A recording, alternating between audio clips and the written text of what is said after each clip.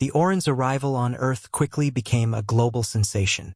News networks broadcast images of their frail forms and advanced but clearly damaged ships. Public opinion was divided. Some saw them as tragic victims in need of help, while others viewed them as a potential threat or burden. Inside the Nevada containment facility, the Oran worked diligently to integrate into their new environment. They moved with a quiet grace, their slender forms appearing almost spectral in the harsh fluorescent lighting. Despite their fragile appearance, their intellect shone through as they began assisting human scientists in unexpected ways. Dr. Elena Morales leaned over a holographic table, watching as Naira, an Oran scientist, manipulated molecular models with ease. This enzyme, Naira explained in her soft, melodic voice, can increase crop yields by 40% in arid environments. We developed it to sustain life on resource-scarce planets.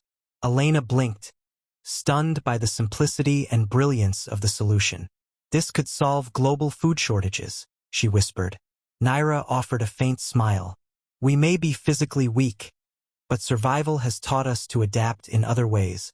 Elena nodded, impressed, but she couldn't ignore the murmurings outside the lab. Soldiers, engineers, and even some scientists were skeptical of the Oran, dismissing them as parasites or cowards for their lack of combat capabilities.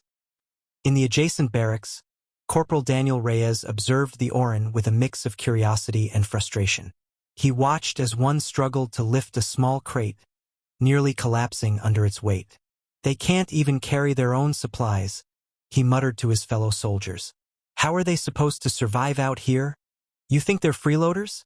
Asked Sergeant Michelle Grant, her tone challenging. I think they're liabilities, Daniel replied. We're sticking our necks out for them, and what do we get in return? Enzymes? Michelle leaned back against the wall, her sharp eyes fixed on Daniel. Maybe strength isn't just about muscles. They've survived what would have crushed most of us.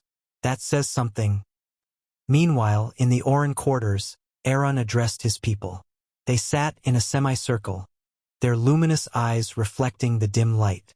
We are not safe yet, he said. Many here see us as weak, as unworthy. It is up to us to prove otherwise. Naira hesitated before speaking. But how? We cannot fight. We cannot match their physical resilience. Aaron's expression hardened.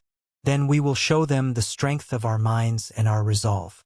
We are still alive, despite everything. That is our proof. As tensions simmered, news arrived that would shake the fragile peace. A distant human colony had been attacked by an alien force identified as the Carracks, a warlike species notorious for exploiting vulnerable targets. The message was clear. Humanity's harboring of the Oran had not gone unnoticed. In the Nevada facility, military leaders met behind closed doors. This changes everything, General Zhang said grimly. If we keep sheltering the Oran, we're inviting war to our doorstep. Ambassador Carter folded her arms. And if we abandon them, we prove the galaxy right, that humanity only stands for itself. Outside, under the desert sky, Aaron looked up at the stars, sensing the storm on the horizon. Their presence on Earth had ignited something far greater than any of them could have anticipated. End of Chapter 2.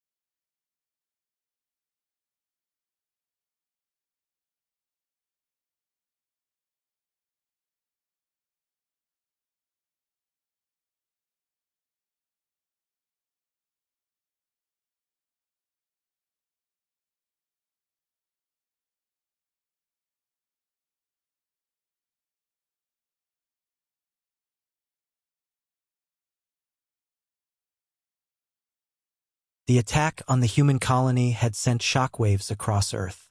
News outlets showed burning settlements and frantic survivors, while pundits debated whether humanity should cut ties with the Orin.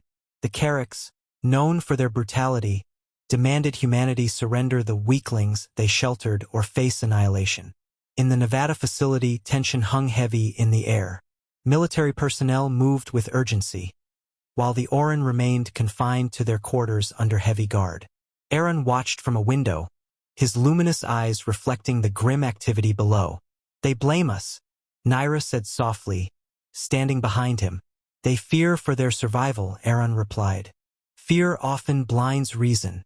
Naira hesitated. "Perhaps we should leave. If our presence endangers them." Aaron turned to her, his expression resolute. "If we leave, the Carracks will still come. They will see humanity's compassion as weakness. The question is not if they'll fight, but when." In a secure meeting room, Earth's leaders gathered to decide the Orin's fate. General Zhang's voice was sharp as he addressed the room. "We cannot afford to protect them any longer. The Carracks are far beyond our military capabilities. We need to cut our losses." Ambassador Carter stood, her tone unwavering. "And then what? We hand the Orin over to their executioners and hope the Carracks leave us alone? That's not how bullies work, General." Zhang scowled. "And what would you suggest? That we risk billions of lives for a species that can't even defend itself?" Before Carter could respond, Dr. Morales interrupted. "The Orin can help us defend ourselves, just not in the way you're thinking." The room fell silent. "They've already shared agricultural and medical advancements," Morales continued. "Their expertise could be applied to our defense systems. We just need to give them a chance." Reluctantly, the Council agreed to allow the Orin to collaborate with human scientists. But the clock was ticking. The Carracks fleet was already en route to Earth. In the research labs, Naira and a team of human engineers worked tirelessly. Orin technology, designed for peaceful purposes, was reconfigured for defense. Their most promising project was a shield generator that could deflect energy-based weapons. "It's not enough," Naira said, her voice tinged with frustration. "The Carracks will overwhelm us with sheer numbers." "We have to try," Morales replied, placing a reassuring hand on Naira's shoulder. Meanwhile, Aaron met privately with Ambassador Carter. "There's something you're not telling me," Carter said, her eyes narrowing. Aaron hesitated, then spoke. "Our people once created a weapon so devastating it destroyed an entire species. That act haunts us to this day. It is why we vowed to abandon violence." Carter stared at him, stunned. "Do you still have this weapon?" Aaron nodded. "But using it would mean breaking our most sacred oath." Carter's voice softened. "Sometimes survival demands sacrifices. The question is, what are you willing to sacrifice?" As the Carracks fleet neared Earth, humanity braced for war. In the Nevada desert, the Orin worked alongside their human allies, preparing for the inevitable. For the first time, the frail alien race and the resilient humans found themselves united against a common enemy. And as the stars above began to shimmer with the arrival of the Carracks, Aaron stood at the forefront, prepared to make the hardest decision of his life. End of Chapter 3.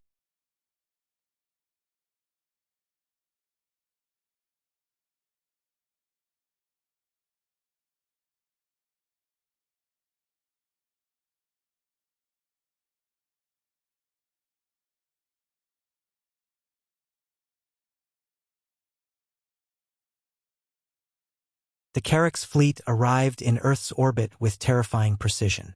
Dozens of warships loomed like predators over their prey, their energy cannons glowing ominously.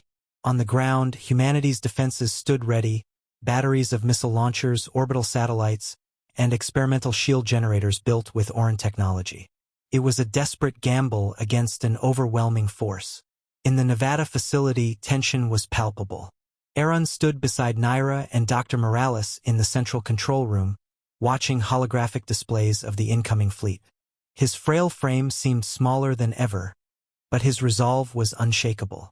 "It's time," Aaron said quietly. Naira turned to him, her large eyes filled with apprehension. "We're not warriors, Aaron. We never have been." "No," Aaron replied. But we have something the Carracks lack. The will to protect, not destroy. That will has brought us here. It must carry us through. The first wave of Carrack's ships descended, firing energy blasts at Earth's orbital defenses. Human satellites retaliated with missiles, but the Carrack's shields absorbed most of the impact. On the ground, the newly deployed orange shield generators activated, creating shimmering domes of energy over key facilities. To the astonishment of the human military, the shields withstood the initial bombardment. Inside the control room, cheers erupted as the first line of defenses held. "It's working!" Morales exclaimed, her voice filled with hope, but Aaron remained stoic. "This is only the beginning. They will adapt." True to Aaron's prediction, the Carracks shifted tactics.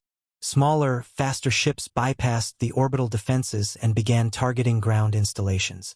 One shield generator faltered under sustained fire, leaving a critical missile silo exposed.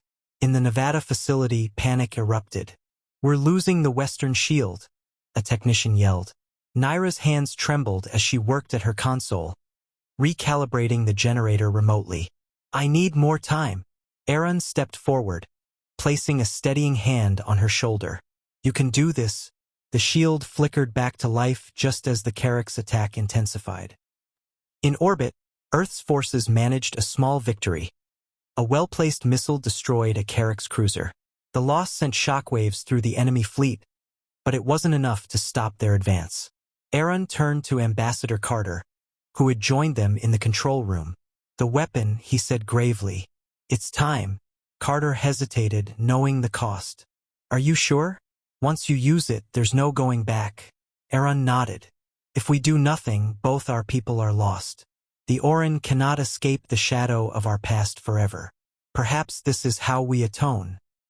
The Orin weapon, hidden aboard one of their surviving ships, was unlike anything humanity had seen. It didn't destroy through brute force but disrupted energy systems at a molecular level, rendering even the strongest shields and engines useless. Aaron personally piloted the ship into orbit, escorted by human fighters. As Carrack's ships swarmed toward him, he activated the device. A pulse of light rippled outward, and the Carrack's fleet froze in place. Their ships powered down, drifting helplessly in the void. The cost was immediate.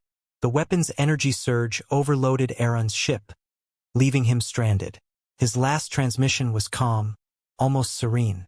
"Live well," he said, "for both our species." The battle was over. The Carracks, humiliated and defeated, retreated. Humanity and the Orin had prevailed, but the victory was bittersweet. The dark expanse of space shimmered briefly as a fleet of battered, mismatched ships emerged near the edge of the Sol system. Their hulls bore scars of desperate battles and years of neglect.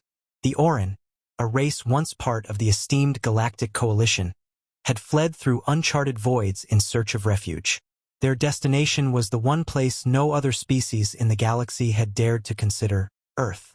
For centuries, humanity had been regarded as a young, unpredictable species, an anomaly in a galaxy dominated by ancient, disciplined civilizations. Though known for their rapid technological advancements, humans were often dismissed as reckless and unworthy of serious galactic consideration. Yet to the Orin, humanity represented something rare, a species that had not only survived but thrived through adversity. Approaching the third planet of this system, announced an Orin navigator. Her voice, though steady, carried the unmistakable tremor of exhaustion. Aaron, the fleet's leader, sat in silence at the command console. His elongated, delicate fingers hovered over a cracked display. The Orin's appearance, with their slender frames, translucent skin, and large, soulful eyes, often evoked pity or disdain from other species. To Aaron, such judgments no longer mattered. Their only concern was survival. "Send the signal," Aaron said softly. On board the Earth Defense Space Station Vanguard, alarms blared. Lieutenant Commander Marcus Hale rushed to the observation deck, where holographic screens displayed the incoming fleet. "What are we looking at?" Marcus asked, his tone sharp. "A dozen ships, sir," replied a technician. "No weapons active, but their propulsion systems are failing."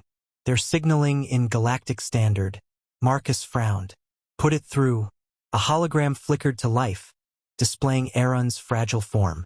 He bowed slightly, his movements deliberate. I am Aaron of the Orin, he began. We come in peace. We seek asylum. The words hung in the air. The crew exchanged uneasy glances. Humanity had never hosted an alien species before, let alone one seeking refuge. Within hours, Earth's leaders convened an emergency meeting. The holographic chamber was filled with tension as representatives from major nations debated the Orin's plea. They're vulnerable, argued Dr. Elena Morales, a xenobiologist. If they wanted to invade, they'd be better prepared. Look at their ships, those aren't war vessels. And yet, countered General Wei Zhang, we know nothing about them. They could be scouts for a larger force. From the back of the room, Ambassador Lila Carter stood. Her voice was calm but firm. We're not just deciding their fate, we're deciding how we define humanity. Do we want to be a species that turns its back on the desperate? Or do we want to be better than the galaxy expects? Her words resonated, but the decision was not unanimous. Ultimately, Earth agreed to offer temporary sanctuary, with strict monitoring. The Orin ships descended cautiously, their engines sputtering. As they landed near a secured facility in the Nevada desert, a crowd of journalists and military personnel gathered at a safe distance. The air was thick with anticipation. The first Orin delegation stepped onto Earth's soil, their movements slow and deliberate. Aaron led the group, his luminous eyes scanning the unfamiliar landscape. The dry air burned his lungs, but he refused to falter.